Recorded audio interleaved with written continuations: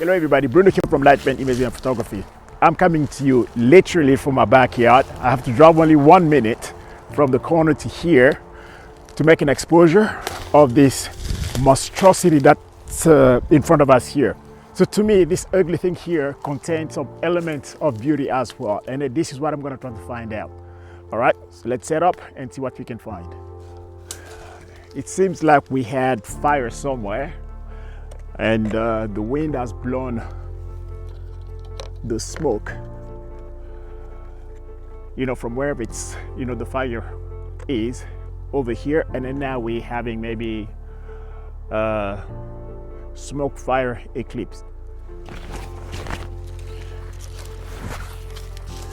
All right, so I have a slight issue here because I came over here yesterday and I brought my viewfinder and I tried to find my compositions, and which I did, but for some reason this is the distance that I used yesterday, but yet today I have to back up about twice as far and I'm not getting that same composition anymore. So for that reason I am gonna go with a shorter lens, maybe a 210, and have a look, and if that doesn't look good I'll try my 180. Within that thing that you're looking at, there's a composition in there that I want to make. I have some concave area and some convex area, and I have some upright and so on. It's gonna make focusing very, very interesting.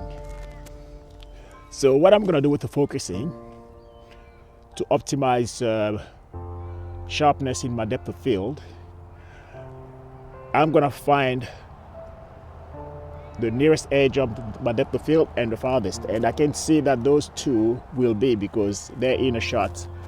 So I'm gonna learn a plane of focus right here and ignore these. Yeah, but the general belief is that letting you plane of focus and close down the aperture and in the middle will become sharp. It might be, but it's still gonna be mushy, because that plane of focus is so far away from there. So I'm gonna do that, just lay my plane of focus down or change my plane of focus to optimize my depth of field, and then I'm gonna set my depth of field from here down there. Okay, and by doing this, my bellows movement would actually recommend the minimum aperture that I should shoot this with to get everything tack sharp, but yet I can go below, I can go smaller than that. All right, so now let's lay that plane of focus down and see what we can do.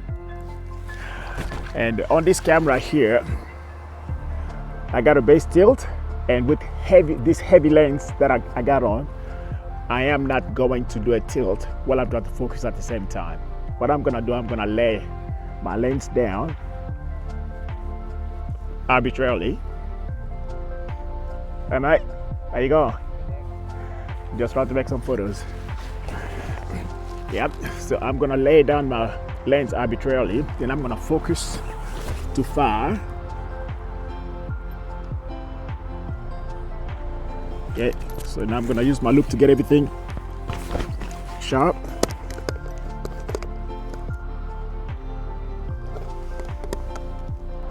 I just focused on far. Now I'm gonna focus on near and see where my bellows are moving. And if I lay my plane of focus down too far, my bellows should be traveling backwards, just as I thought.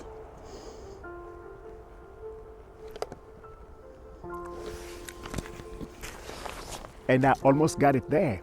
So that means I'm gonna have to pull my lens back just a smidge. And because it's not precise at this time, I may have to do it 2 or 3 times, because I might just pull it back a little bit farther than I should, then I have to go back. I might go back too forward, I might come back and so on. So it's kind of finicky. I like to do it this way so I can have hand free, to be able to focus, and then to use my focus knob and then use my loop at the same time.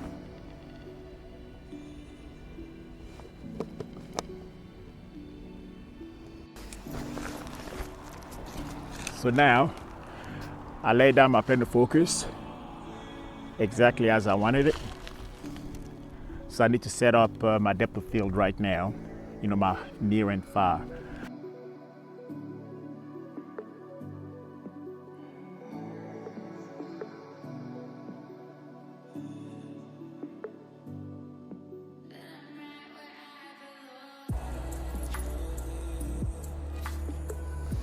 Okay, I'm gonna keep looking around and see if there is another point that's farthest. No, so it's right here. There. So I had 128 and 123. So that's 5 millimeters of veloce movement. So I can shoot this at f22 and 1 bullet to be able to cover this very, very easy.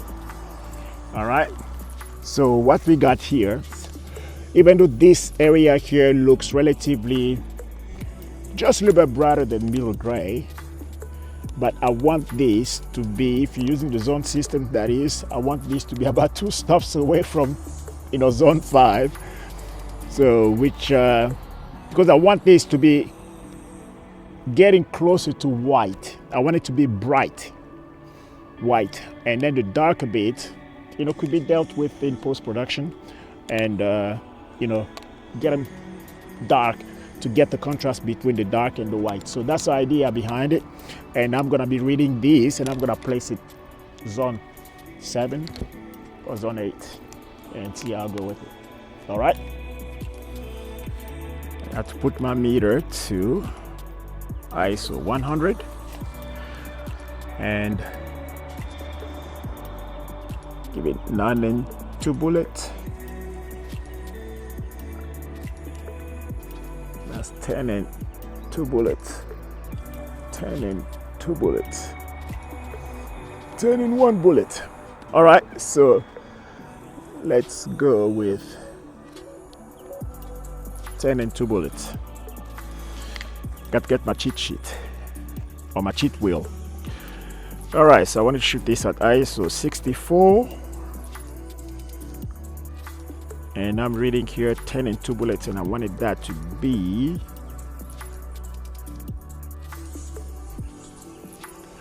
okay. So it's telling me that if I'm gonna shoot this at f32, I need to shoot this at 8 seconds. Okay, but now that I've done that, I'm just gonna take a reading onto the darker area there and see what I'm getting. Okay, so it's giving 7 and 2 bullets. So 7 and 2 bullets, that's exactly where I want it to be as well at this present time. Okay, so I'm good to go at f32, 8 seconds. But we got a reciprocity failure here to take into account, so I am gonna have to look at my app. Okay, so we're shooting Ilford FP4. 8 seconds should be around 11 seconds or thereabout. 14 seconds. Okay, so I'm gonna shoot this at 14 seconds. All right. I have to come on this side.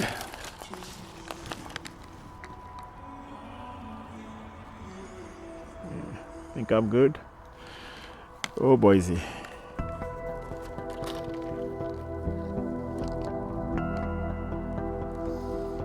So let's go. This is tough. How am I gonna do this?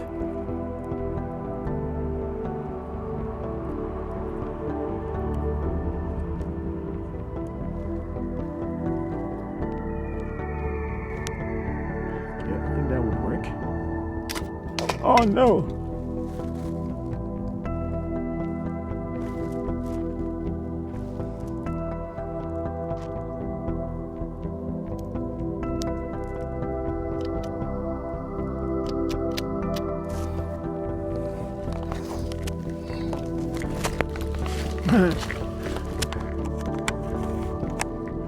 I hope I got it right. I wonder if the dark slide actually register falling off in front of the lens. Here is the image. What can I say?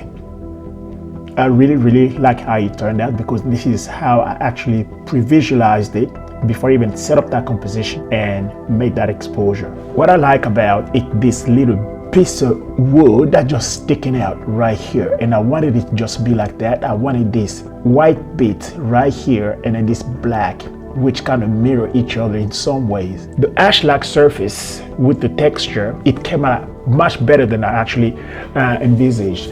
And the composition, one of the things that I had in mind was this little jagged edge just on the top right here. I wanted that to be there just to give us a little bit of break from this straight, clean foreground. Well, I don't have much to say here, and this is actually a scan, and I feel like if I was to get in a darkroom and print this, you know, the darks would be much richer, and even some of these white here, they would be much cleaner as well. That's just my thought anyway, but until such a time that I get into the darkroom to do something with it, I love the way it came out. And I also took time to make another second exposure, you know, to see if I could get this, you know, piece of wood that's sticking up in the middle there to be a little bit on the, you know, one of the thirds, but you know, it doesn't actually grab my fancy as much. And not only that, the clean edge going from here to there, and then the bottom, it just look a little bit clinical, it look a little bit sterile to me. So even though I like what I've done here,